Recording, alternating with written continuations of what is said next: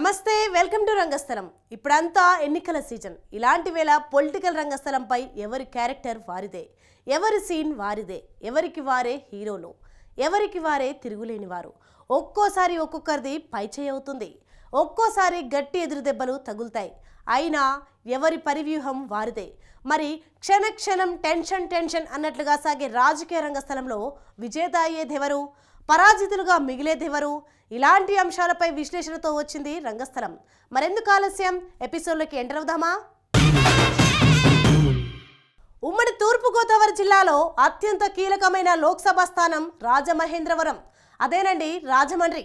మొదటి నుంచి కాంగ్రెస్కు గట్టి పట్టున్న ఈ స్థానంలో ఆ తర్వాత టీడీపీ సత్తా చాటింది. తెలుగుదేశం పొత్తులో బీజేపీ కూడా భారీగానే లబ్ధి పొందింది.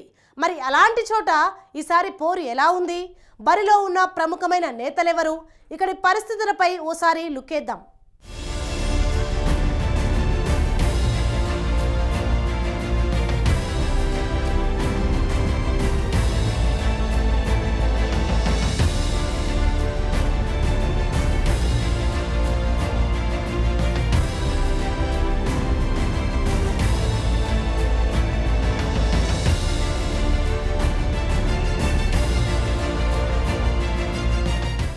చారిత్రకంగానే కాదు, పర్యాటకంగానూ ఎంతో ప్రాధాన్యం సంతరించుకున్న నగరం రాజమండ్రి.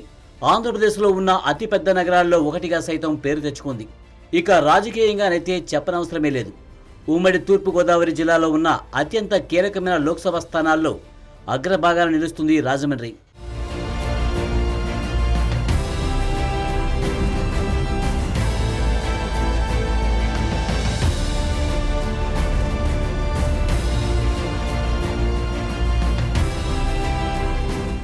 రాజమండ్రి పార్లమెంటు పరిధిలో మొత్తం 7 అసెంబ్లీ స్థానాలు ఉన్నాయి. వాటిలో అనపర్తి, రాజానగరం, రాజమండ్రి రూరల్, రాజమండ్రి సిటీ, కొవ్వూరు, నిడదవోలు, గోపాలపురం ఈ ఎంపీ సీటు పరిధిలోనికి వస్తాయి. 2024 ఓటర్ల జాబితా ప్రకారం ఈ లోక్సభ స్థానం పరిధిలో మొత్తం ఓటర్ల సంఖ్య 16,06,000 వరకు ఉండగా ఇందులో పురుషులు 7,86,000గా ఉన్నారు. ఇక మహిళా ఓటర్ల సంఖ్య 8,20,000. ట్రాన్స్జెండర్లు 100 మందికి పైగా ఉన్నారు.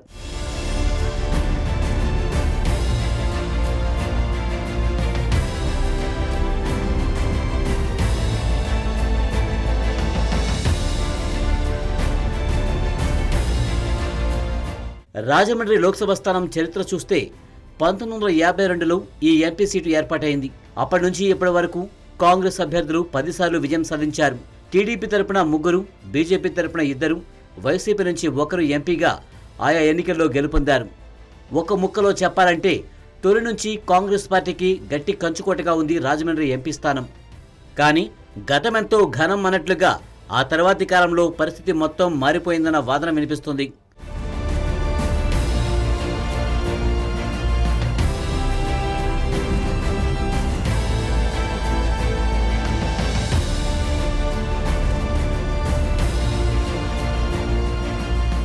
కాంగ్రెస్ పార్టీ నుంచి దాట్ల సత్యనారాయణరాజు ఎక్కువసార్లు ఎంపీగా గెలుపొందారు. 1957, 62, 67 ఎన్నికల్లో విజయం సాధించారు. ఆ తర్వాత పట్టాభి రామారావు సైతం హస్తం పార్టీ నుంచి హ్యాట్రిక్ కొట్టారు. 1971, 77, 80 ఎన్నికల్లో సత్తా చాటారు.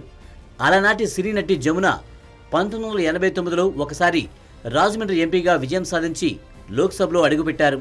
ఆ తర్వాత కాలంలో 2004, 2009లో ఉండవల్లి అరుణ్ కుమార్ 2 సార్లు కాంగ్రెస్ పార్టీ అభ్యర్థిగా విజయం సాధించారు. ఇక టీడీపీ విషయానికి వస్తే చుండ్రు శ్రీహరి, కేవీఆర్ చౌదరి, మురళీమోహన్ ఒక్కోసారి విజయం సాధించారు. హోరాహోరీగా సాగిన 2019 ఎన్నికల్లో తొలిసారిగా వైసీపీ ఖాతా తెరిచింది. మార్గాని భరత్రామ్ రాజమండ్రి ఎంపీగా గెలుపొందారు.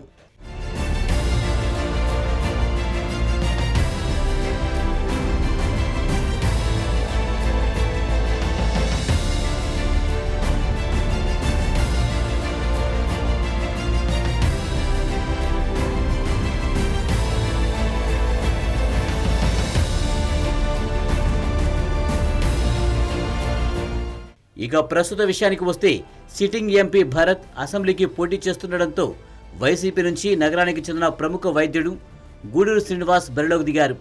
టీడీపీ, జనసేన, బీజేపీ పొత్తులో భాగంగా ఈ సీటు కమలం పార్టీకి వెళ్ళింది. దీంతో ఇక్కడి నుంచి బీజేపీ రాష్ట్ర అధ్యక్షురాలు పురంధరేశ్వరి పోటీలో ఉన్నారు. గతంలో బాపట్ల, విశాఖ ఎంపీగా, కేంద్ర మంత్రిగాను పనిచేశారు పురంధరేశ్వరి. ఇక హస్తం పార్టీ నుంచి ఏపీ పిసిసి మాజీ చీఫ్ గిడుగు రుద్రరాజు తన అదృష్టాన్ని పరీక్షించుకుంటున్నారు. అందరూ హేమా లాంటి అభ్యర్థులే కావడంతో రాజమండ్రి ఎంపీ సీటులో విజయం ఎవరిని వరిస్తుందోనన్న ఆసక్తి సర్వత్రా నెలకొంది.